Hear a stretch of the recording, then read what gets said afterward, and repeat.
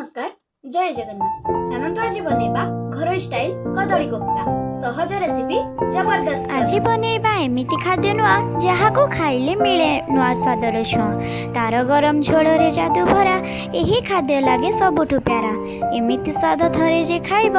बारंबार नाटा निश्चय कहब कदली कोफ्तार झकास स्वाद खाइले हुए मन आनंद थरे खाइले भूलिबे नहीं एमिति स्वाद आउ केउठी नहीं स्वाद तार हृदय को छुए खाइले मन खुशी रे नाची उठे मसलार सुगंध चारिआडे छाए कदली कोफ्ता देखी भोक आहुरी बढ़ी जाए थाली रे पड़िले आखि हटे नहीं तार स्वाद केबे कमे नहीं कदली कोफ्ता मसलादार खाइले लागे दमदार। ଏହା ଥିଲା ଆଜିର ସ୍ୱାଦିଷ୍ଟ କଦଳୀ କୋଫ୍ତା ଟ୍ରାଏ କରନ୍ତୁ ଆଉ ଏମିତି ଘରୋଇ ସ୍ୱାଦକୁ ଭଲ ପାଆନ୍ତୁ। ଭିଡ଼ିଓଟି ଭଲ ଲାଗିଲେ ଲାଇକ୍ ସେୟାର ଆଣ୍ଡ ସବସ୍କ୍ରାଇବ କରିବାକୁ ଜମା ବି ଭୁଲିବେନି।